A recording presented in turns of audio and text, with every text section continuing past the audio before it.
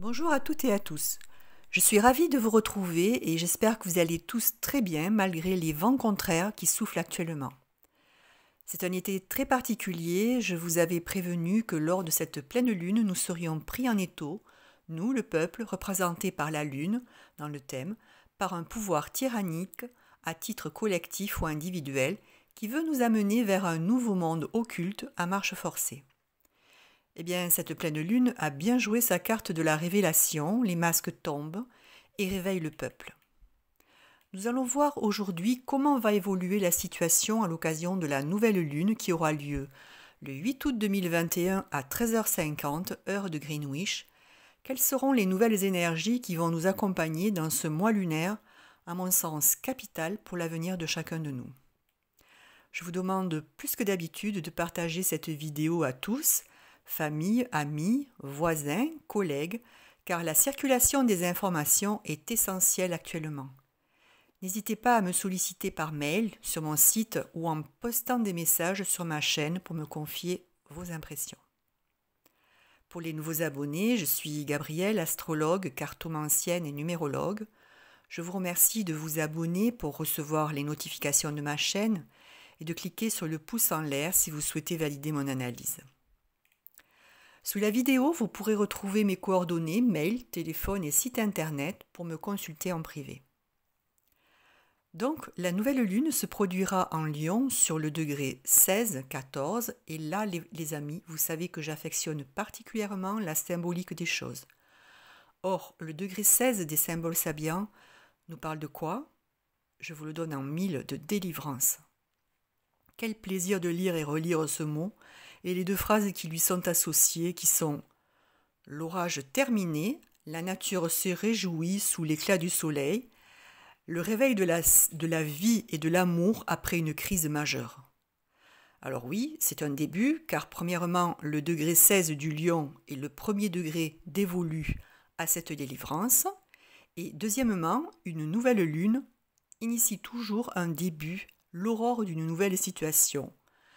Mais le soleil nous donne force, courage, confiance en la vie, volonté, réchauffe les cœurs et libère notre conscience. Nous revenons à la vie, nous aimons, c'est ce qu'il faut retenir de cette délivrance. La volonté, il va falloir en avoir au cours de ce mois lunaire pour relever le défi du T carré reliant le couple solilunaire en carré à Uranus et en opposition à Saturne. Uranus est la planète focus de ce thème et donc les énergies sont concentrées sur les caractéristiques de cette planète électrique. C'est la planète par excellence de la révolution, de l'indépendance, des événements soudains, imprévus, du refus des contraintes, du désordre, du changement à 180 degrés. On se fixe un objectif et on n'en déroge pas. Quel pourrait être cet événement imprévisible ? Certainement un événement de nature taureau, par exemple en lien à la finance, à l'alimentation, à l'esthétique, à la restauration, à la croûte terrestre, à la nature. Uranus étant encore et toujours jusqu'à la fin de l'année en carré à Saturne, ça va se traduire par des blocages, des désorganisations, des restrictions, des manques dans les domaines que je viens de citer. Attention, ce sont des configurations accidentogènes, il peut y avoir atteinte à nos vies. À titre personnel, pour ceux qui sont touchés par ces transits sur des planètes personnelles, on peut observer des interventions chirurgicales, des problèmes cardiaques et peut-être pour certains la perte d'êtres chers qui ont valeur de guide. Ou bien on peut aussi se séparer brutalement de ces personnes qui représentaient pourtant un idéal brillant, un maître à penser. On peut aussi perdre tout à coup son statut social, voulu ou non d'ailleurs. On revendique son autonomie sans la justifier, c'est comme ça, il y a rupture. C'est un ras-le-bol, on part et on ne revient pas.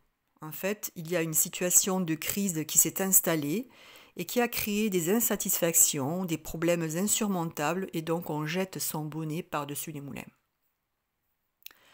Vénus est reliée par deux beaux trigones à Uranus et à Pluton. Ça va nous apporter des rencontres inattendues, des coups de foudre. Attention, car on sent comme une assurance dans la relation et on risque de manquer de sens critique.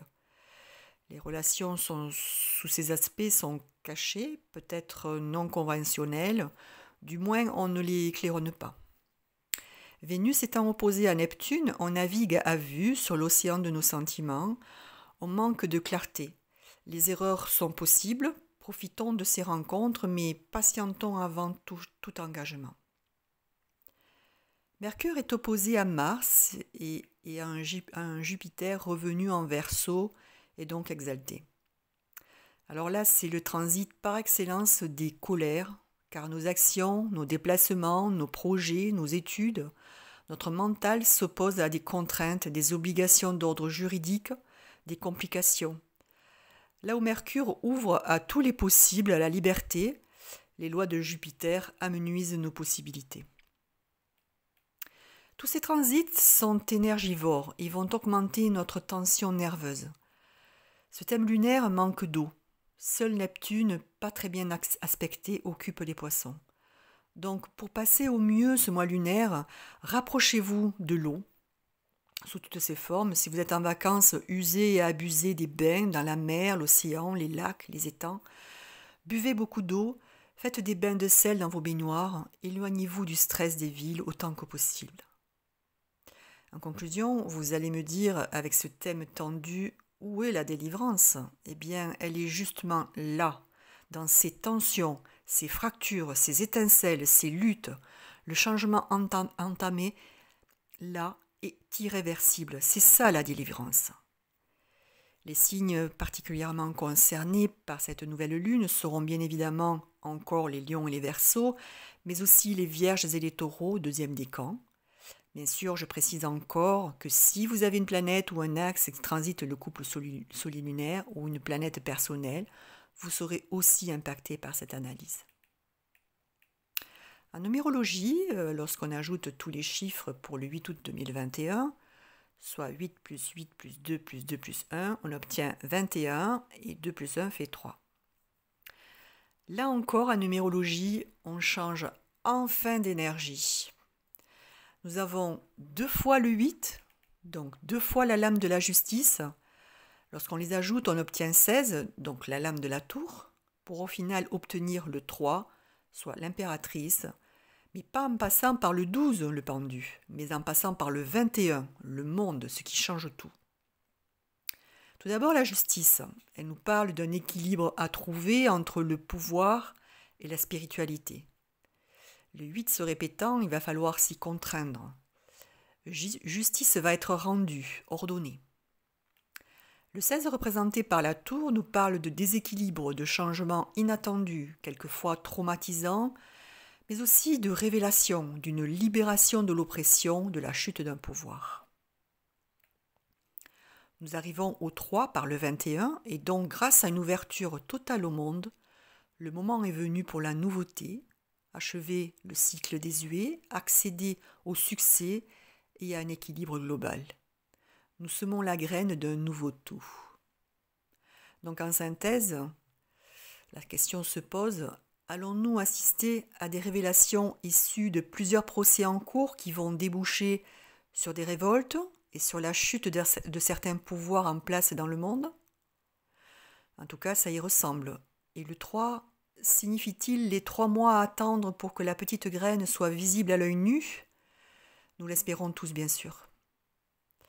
Je vous remercie beaucoup de m'avoir écouté. Je n'étudierai pas la pleine lune du 22 août car je serai en vacances. Mais sachez que cette lunaison, comme vous pouvez le voir en astro et en numéro, sera très riche en événements soudains et bouleversants. Je vous retrouve pour l'étude de la nouvelle lune du 7 septembre 2021. Je vous souhaite un très beau mois d'août. Protégez-vous, vibrez haut. En attendant, je vous remercie de vous abonner en cliquant sur la cloche et actionner le pouce en l'air pour soutenir ma chaîne.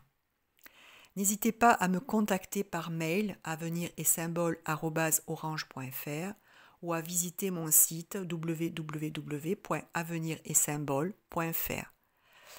Je vous embrasse toutes et tous et à très vite.